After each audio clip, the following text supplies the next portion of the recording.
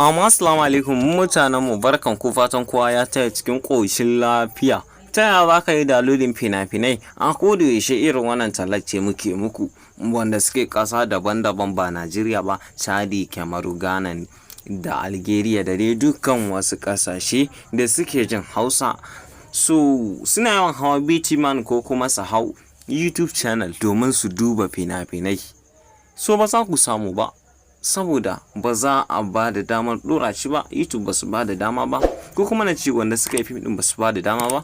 Amma hanyar ɗauka wannan fina-finai kai ne za ka nemi ta da kanka ta hanyar ɗauka wannan namba da take kan sikirim ɗinka, ka yi mana magana ta WhatsApp ko ta Telegram.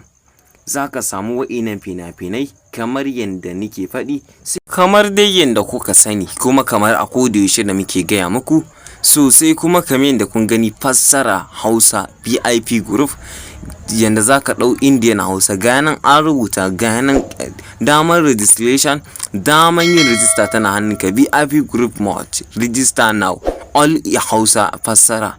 Za ka iya ɗaukar wannan namba domin ka shiga wannan group, ba wani tsada ne ba. Domin tabbatarwa ga nambar WhatsApp ko kuma ta Telegram, kuma ga bidiyon ta group namu za ku iya kalla. Mun gode sosai da sosai, kada ku manta da subscribe da like. Mun gode masoya, thank you. Ok, to kada ka manta ka garzaya domin shiga wannan VIP group. Za ka ɗau fina-finai babu gaggautawa, na tabbatar maka za ka same su cikin kwanciyar hankali ba tare da wani ɓata lokaci ba. Za ka garzaya Telegram ko kuma WhatsApp.